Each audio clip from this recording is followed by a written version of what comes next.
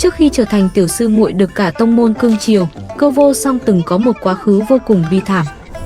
Ở kiếp trước, nàng chính là Bất Diệt Kiếm Tôn, một tồn tại khiến thần ma đều phải khiếp sợ. Nhưng sau khi chết, nàng lại trọng sinh vào thân xác của một bé gái chỉ khoảng 2-3 tuổi. Điều đáng sợ là cô bé này vừa mới bị chính mẹ ruột của mình lấy mất linh cốt. Người mẹ ấy cầm dao, lạnh lùng nói rằng Cơ Vô Song vốn không nên được sinh ra. Bà muốn lấy linh cốt của nàng để đưa cho người con gái lớn. Còn Cơ Vô Song, nàng chỉ có thể yếu ớt gọi một tiếng mẹ. Sau khi linh cốt bị lấy đi, cơ thể nhỏ bé ấy gần như không còn sức sống. Trong khoảnh khắc cuối cùng, một viên kẹo mạch nha rơi khỏi miệng nàng. Đó lại là thứ ngọt ngào duy nhất mà cô bé từng có. Nhưng người mẹ vẫn không hề thương xót. Bà đem linh cốt cho người hầu, bảo đưa về cho con gái lớn. Sau đó kéo thi thể Cơ Vô Song tới vách núi và ném thẳng xuống. Cả mọi người đều nghĩ nàng đã chết. Nhưng không ai biết rằng cú rơi ấy lại đưa Cơ Vô Song tới một nơi hoàn toàn khác.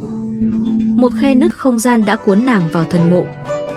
Tại đây, nàng gặp 5 lão quỷ đã tồn tại không biết bao nhiêu năm. Họ phát hiện Cơ Vô Song đã mất linh cốt nhưng vẫn còn sống. Và điều khiến họ kinh ngạc hơn là tư chất của cơ thể này cực kỳ cao. Cuối cùng, 5 người không ai chịu nhường ai, nên quyết định cùng nhau nhận Cơ Vô Song làm đồ đệ. Từ một đứa trẻ bị chính mẹ ruột ruồng bỏ, nàng trở thành bảo bối được 5 vị sư phụ hết mực yêu thương. Suốt 10 năm, họ dùng vô số thiên tài địa bảo để nuôi dưỡng và rèn luyện nàng. Đến năm 12 tuổi, Cơ Vô Song chuẩn bị rời khỏi thần mộ.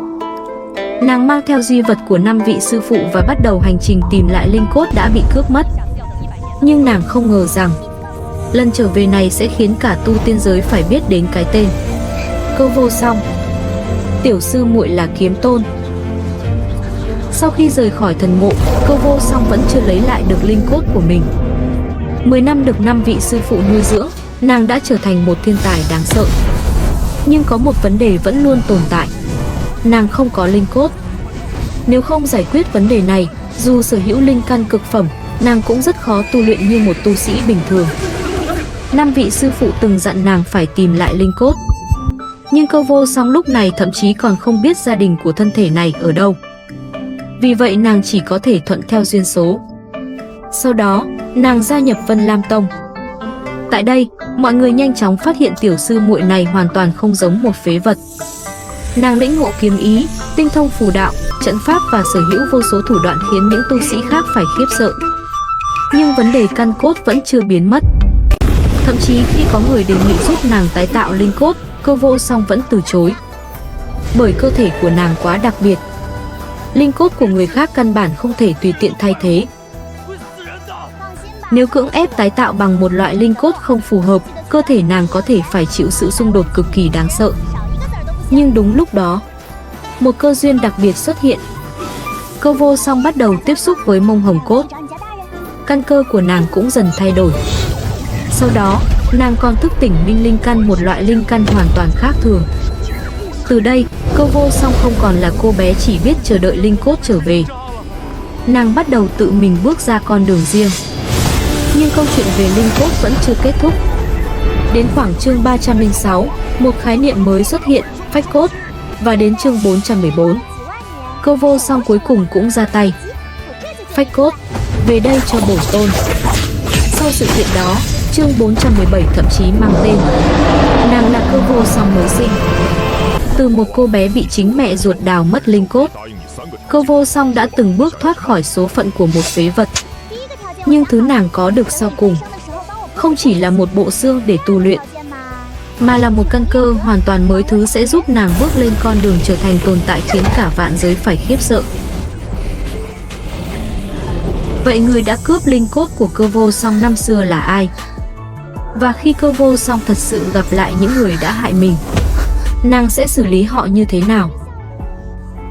Có lẽ điều khiến mẹ ruột của Cơ Vô Song không bao giờ ngờ tới là đứa trẻ mà bà từng coi là phế vật, sau này lại trở thành người được vô số cường giả kính sợ. Nhưng Cơ Vô Song không còn là cô bé đứng trước mặt bà năm xưa nữa. Nàng đã có 5 vị sư phụ yêu thương mình, có đồng môn, Có những người sẵn sàng đứng bên cạnh nàng, và có cả một gia đình mới.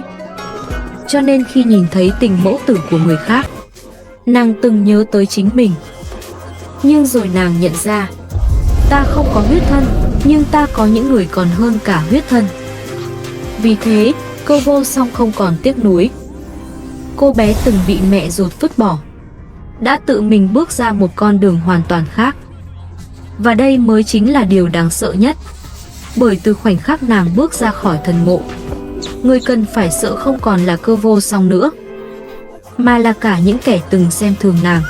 Nhưng câu chuyện về linh cốt của Cơ Vô Song vẫn còn một điều rất nhiều người hiểu lầm. Người trực tiếp lấy đi linh cốt của nàng năm xưa chính là mẹ ruột của thân xác này. Bà không lấy linh cốt để cứu Cơ Vô Song mà muốn đem nó cho người con gái lớn. Với bà khi ấy Cơ Vô Song chỉ là một đứa trẻ có thể kịp hy sinh, còn người con gái lớn mới là người bà muốn bảo vệ và bồi dưỡng. Chính quyết định ấy đã khiến Cơ Vô Song mất đi thứ vốn thuộc về mình ngay từ khi còn rất nhỏ. Nhưng điều thú vị là sau khi sống lại, Cơ Vô Song không lập tức quay về tìm mẹ để trả thù.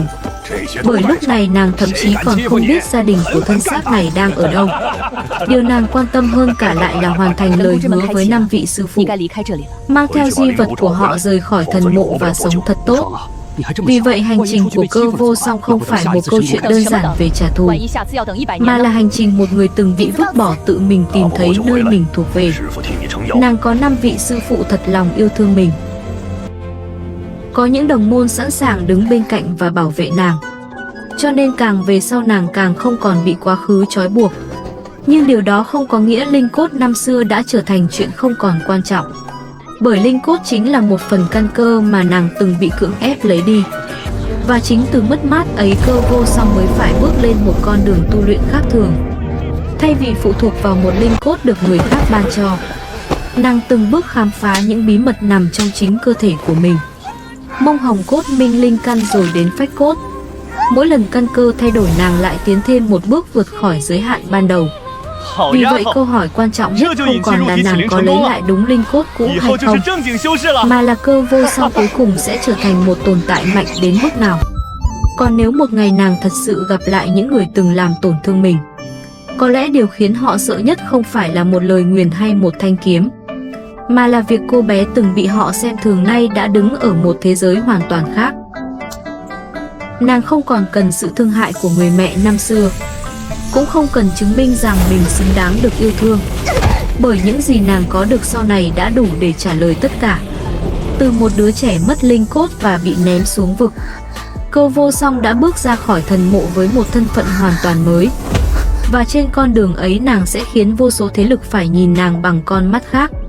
Đó cũng là lý do cái tên tiểu sư muội về sau không còn mang ý nghĩa của một cô bé yếu đuối, mà trở thành cái tên khiến người khác vừa tò mò vừa dè chừng.